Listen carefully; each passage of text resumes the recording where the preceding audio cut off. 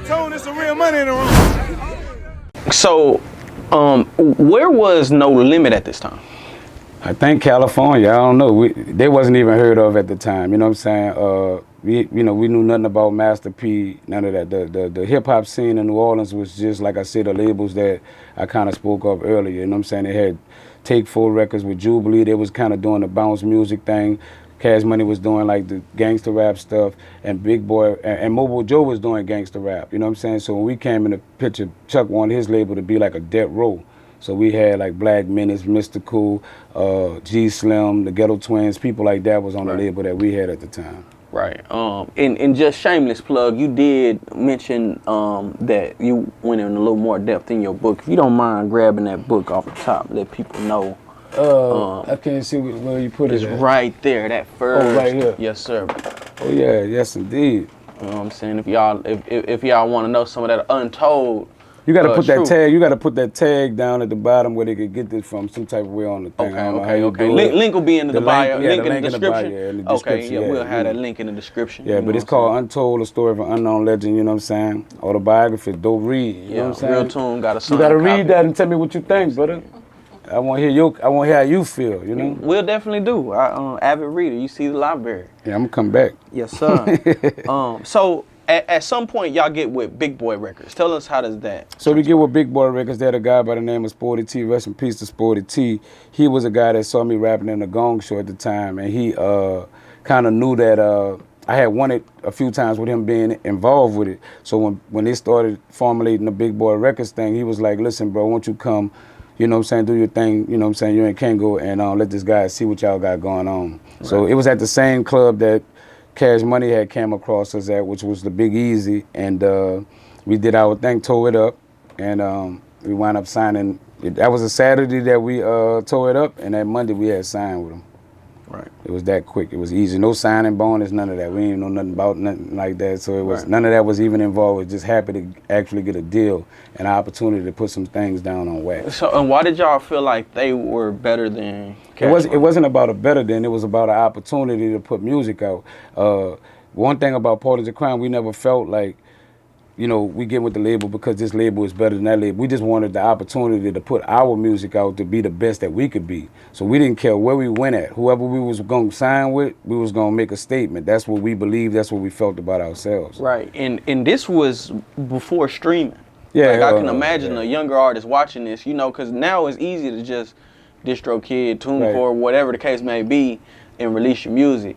But back then, it was like CDs, you had to get a deal. Yeah, because you know it was CDs and tapes, pressing, posters, things. Everything was tangible, hands-on. Like, you couldn't just make a cover and upload it. You know what I'm saying? You had to really have a marketing scheme behind what you was doing to kind of make an imprint so that people, you know, or at least an impact that people could really buy into. So we needed some type of machine behind us to separate us from everybody else that's just saying they rap. You know what I'm saying? So signing the deal was the goal for any rapper in the early 90s. Like, that was the dream, you know? Right. So you guys had like several songs that became hits in the city.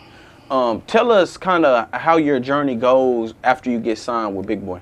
Well, after we get signed with Big Boy, we had we told Chuck about the incident that we had with Cash Money, like for us when we went over and they spoke about it, and we felt like they had a little issue with us. Now, prior to us, as far as on the money end, or I mean, just the animosity that we felt UNLV was giving us toward when we first came to sign.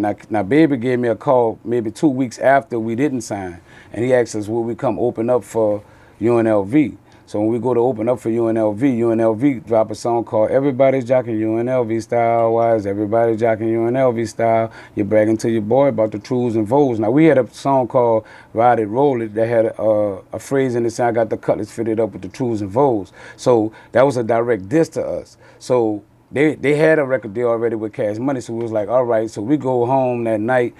I come up with the definition. We're going to change the definition of their name. It was called a U is for uptown, N is for niggas, L is for low life, V is for V is for violence. So we came up with the U is for unknown, N is for nothing, L is for low life, V is for virgins. Changed the whole concept of the acronym of their name.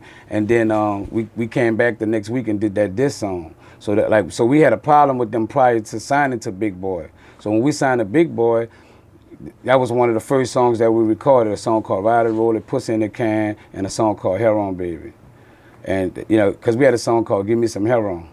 And anybody in the city know about it, like, you know what I'm saying, we beat the streets with that, you know, it was like raw, you know what I'm saying? Can you explain that a little bit? I know, like, heroin is big in Louisiana, you know what I'm saying? I know Young Boy talks about it a lot now. Right. You know, that's now, you know what I'm saying? I know Soulja Slim, back in the days, Turk has opened up and talked about his heroin use. You know, in Houston, I'm not gonna say that wasn't going on because that ain't my generation. I know we were more like water and lean, you know what I'm saying, which is heroin. Right. But like what was going on then with that was just the drug of choice at the time. You know what I'm saying? It was like no different than the kids that pop pills or pop X pills, things of that nature. Like, you know, it became a drug of choice. So nobody saw it as being bad as it was. It just was more like this the drug of choice. It's the cool thing.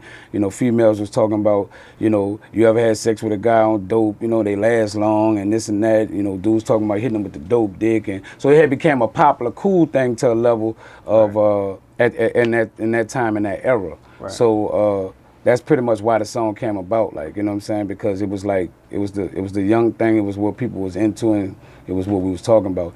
You know, I wasn't a guy that used heroin, but a lot of my partners that was around me did. So I thought that we was making a song that was gonna make you not mess with heroin, but at the end of the day, it kind of promoted it. That's just a young mind, immature with no leadership. You know what I'm saying? You bound Very interesting. Yeah, you bound to, and I thought we was making it derogatory because we were saying so much of what it do and how it have you looking to a level we was thinking that people wouldn't mess with it, but it was like, it became like something we promoted, you know what I'm saying? And that was a direct diss to UNLV as well. Yeah, the song called Pussy in the Can was a direct diss. Okay. So what we did was, when we signed with Big Boy Records, we got to take an album cover. So our first album cover was Pissing on the Set of Six and Barone. That was their album cover. Their album cover was called Six and Barone. They was sitting on the steps of a set that they called Six and Barone. Our first album cover was Pissing on their set. Yeah, real tough. So y'all came in the game. We came in the game on that side, but see, a lot of people thought that we dissed them first. But like I said, they had a song called Everybody's Jockey on LV Style, and it was dissing us, but they wasn't saying our name. But when we dissed them, we came directly toward them. Like, you know what I'm saying? We made it blatant. Right. Hey, RealToon, there's some real money in the room.